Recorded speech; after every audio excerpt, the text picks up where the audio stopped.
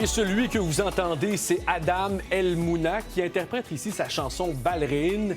La semaine dernière, il a été couronné au 57e Festival international de la chanson de Granby. Et ce soir, il nous fait le grand plaisir d'être avec nous en studio. Adam, bonsoir. Voilà, Vadi, comment tu vas? Bien, je vous pose la question à vous, Adam. D'abord, félicitations. Merci infiniment. Pierre Lapointe, Dumas, Isabelle Boulay, Jean Leloup, tous ont été révélés par le Festival La chanson de Granby. Et maintenant, vous voilà vainqueur. Qu'est-ce que ça représente pour vous, Adam?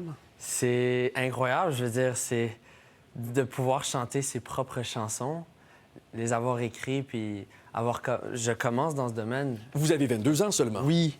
En plus, ça, j'ai juste 22 ans, juste, disons-le comme ça, mais ouais, 3 chansons qu'on m'a laissé écrire et chanter dans ce format-là de festival de Granby, puis incroyable, vraiment, vraiment. Adam, quand vous avez entendu votre nom, Ouais. comment vous avez réagi? Ah, j'ai capoté. J'ai vraiment capoté. Yo, le moment où je vois la voyelle de la mairesse, déjà, la mairesse, j'ai dit allô à la mairesse. On la salue. On la salue. Je vois roulement de tambour, et là, elle fait Adam. Et là, j'ai capoté. C'était malade. Adam, pour ceux qui ne vous connaissent pas, qui vous découvrent ce soir, comment vous décrirez votre style sur scène, votre style musical en quelques mots? C'est comme un désir, moi, à l'intérieur de moi, de faire quelque chose de cinématique, donc quelque chose de pop cinématique. C'est très vivant comme musique. Veux pas, c'est ça. C'est très vivant, puis c'est l'art vivant. Donc, quand je suis sur scène, on va dire que c'est théâtral, parce qu'il n'y a pas de caméra, justement. Mais dans ma tête, moi, quand j'entends mes chansons, quand je les écris, je vois plein de façons de filmer ça dans un vidéoclip, puis tu vois, toutes les affaires. Qu'est-ce qui vous inspire le plus? My God, ce qui m'inspire le plus, c'est les différentes manières d'exprimer quelque chose. Mais ça peut être sorti pour une personne. Une personne pourrait dire ce message d'une manière et une autre personne pourrait dire ce message d'une autre manière. Bref, comment les gens s'expriment, comment les gens veulent s'exprimer authentiquement, je trouve que c'est tellement beau. Ça me nourrit de voir tous ces gens-là autour de moi, de différentes manières, comme toi à la télé. Tu nous fais plaisir, on t'écoute, puis c'est vraiment le fun de t'entendre parler. Voilà. Adam, vous avez pris part à l'édition 2023 de l'émission La Voix. Certains vous ont peut-être reconnu à la maison. Avec le recul, Adam, qu'est-ce que l'émission La Voix vous a apporté? Qu'est-ce que vous retenez le plus de cette aventure? Wow!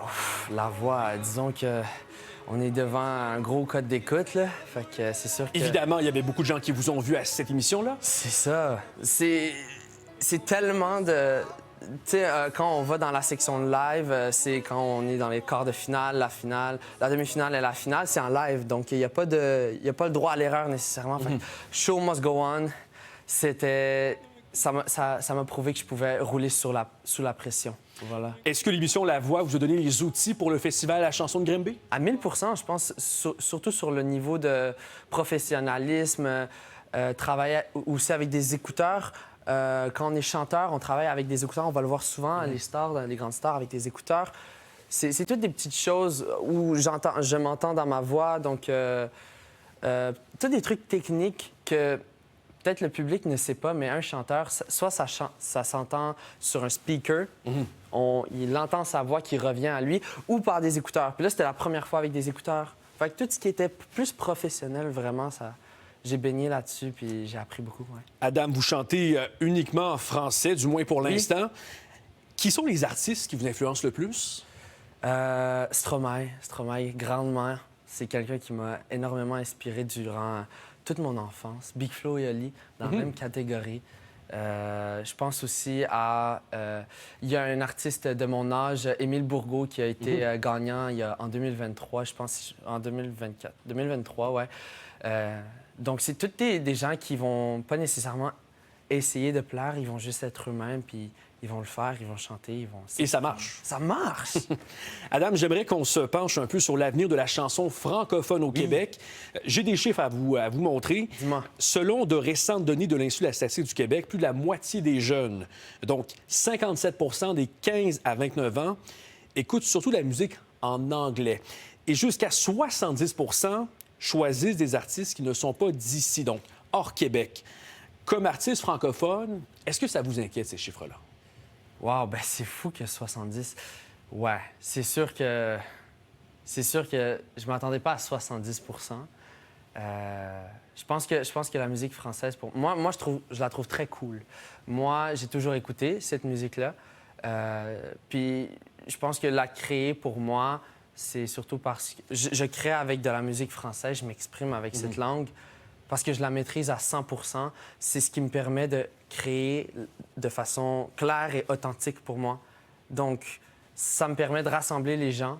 Je pense que l'anglais a beaucoup rassemblé grâce aux médias, TikTok, tous ces médias. On est souvent américanisés, puis on consomme ce qu'on a devant nous. Fait que si on a beaucoup de choses américaines, veut pas, c'est ça qui va se passer. On va se tourner vers leurs produits, ce qu'ils offrent artistiquement. Donc, je pense que c'est vraiment de créer des médias qui vont amener à mettre en face des gens vraiment cool, vraiment fun, français, qui parlent français. Et voilà, je pense qu'on va faire ça. En 2025, comment un jeune artiste comme vous, qui chante en français, peut-il réussir à se démarquer quand l'offre sur Spotify, par exemple, est tellement immense? Comment un artiste comme vous, au Québec, peut se démarquer et espérer remplir ses salles? C'est tellement pas... Je pense que c'est d'essayer de savoir qui tu es avant tout. Essayer de comprendre qu'est-ce que tu as vécu, c'est quoi tes faiblesses, puis transforme ça en force, puis veut pas. Naturellement, on dirait que on sort du lot quand on accepte nos faiblesses ou ce qu'on a vécu dans le passé. Tu sais. On est... Souvent, ce que je dis, c'est que quand on est enfant, on a le rêve devant nous. On est tous pas mal uniques. Et là, après, on se fait briser par la vie. Puis je pense que c'est de revenir à ça, puis d'apprendre à nous connaître comment on était avant de se faire briser par la vie. Mais c'est toutes des grandes questions que je me dis, avec le temps, juste les bonnes questions. Te poser les bonnes questions, puis après, tu sors gagnant. Comment voyez-vous la suite maintenant?